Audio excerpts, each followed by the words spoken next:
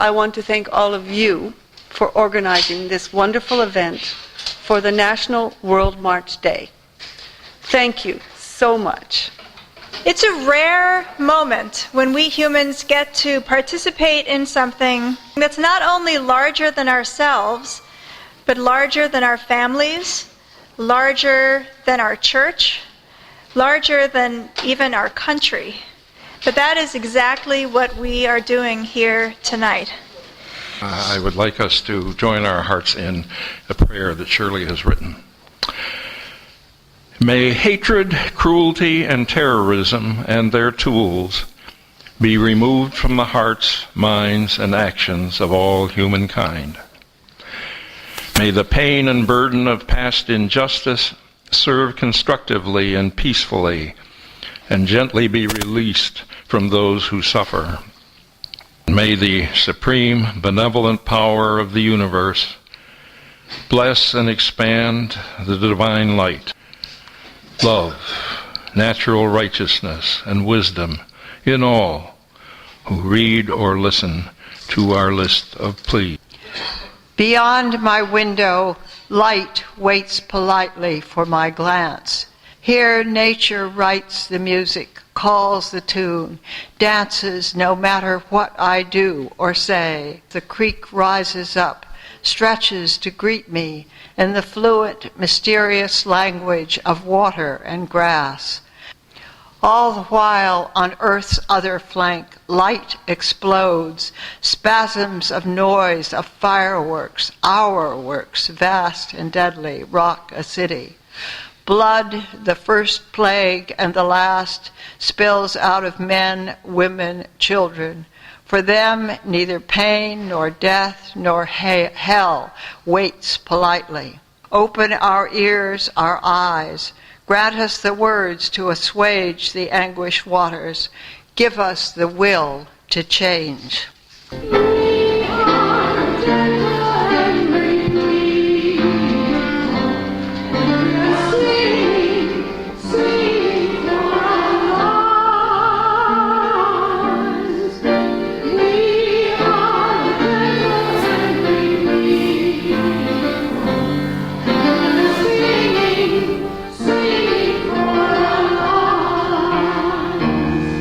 Such a great event to get an opportunity to be at and participate in, and I really appreciate Mary and the Peace Task Force here at All Souls for really putting this fantastic event together. For folks that aren't familiar with Peace Action, we're the largest grassroots peace organization in the country.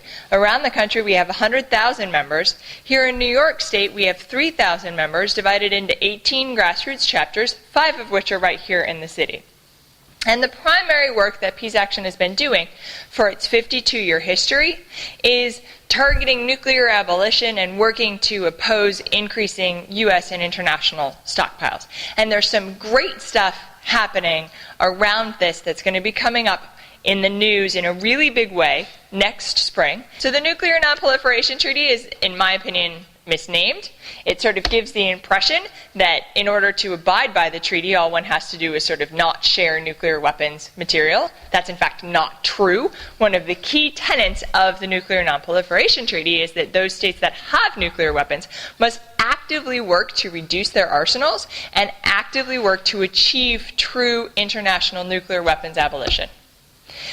It doesn't happen.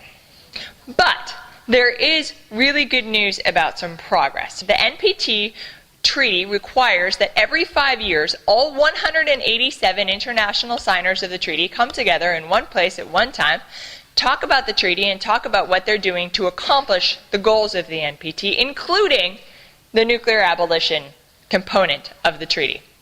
In the year 2000, there was a great sort of coming together of international thinkers, organizations, and government representatives, and they came up with a true 13-point plan for actually achieving nuclear abolition. It was like, here's how we're going to do it, 13 steps.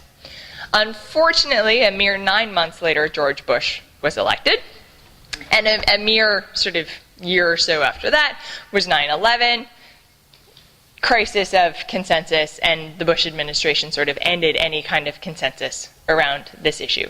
The 2005 Treaty Review Conference was a complete wash. A really big deal is going to be the weekend before the opening of the review conference, which is the first weekend of May 2010.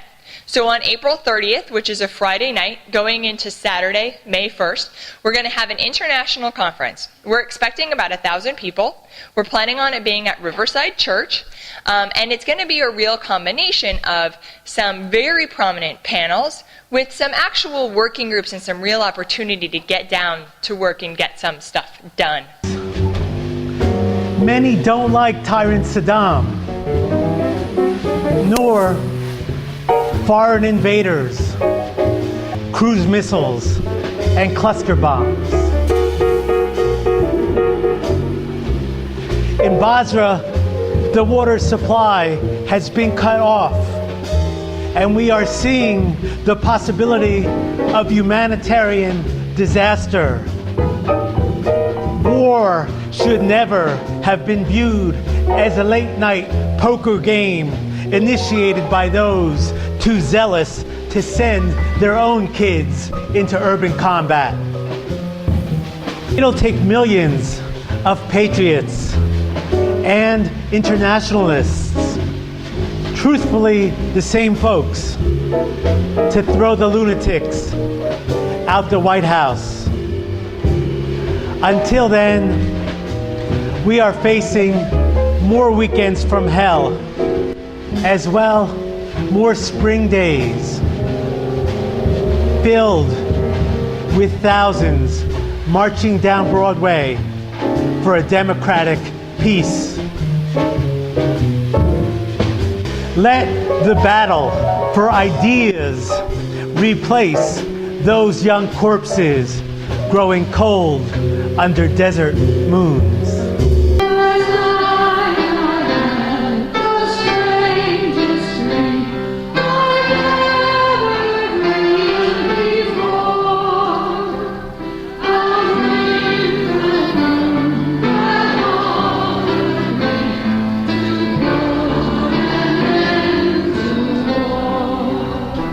Our faith, the Unitarian Universalist faith, is in the throes of deciding if we will be pacifists like the Society of Friends, known as the Quakers, or if we believe in just war.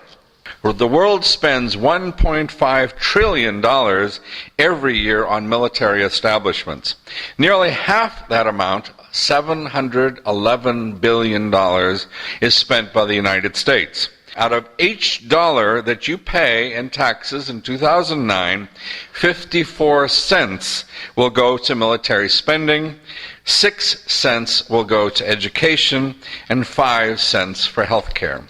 Why are there no town hall meetings in the United States about military spending?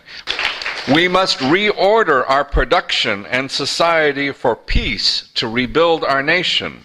We must invent, research, and develop technologies which preserve the future of our planet, knowing that investing in our people and in our environment will bring far more wealth, prosperity, peace, and security than endless war and spending for war. The harder we work for peace, the better we'll become at doing it right.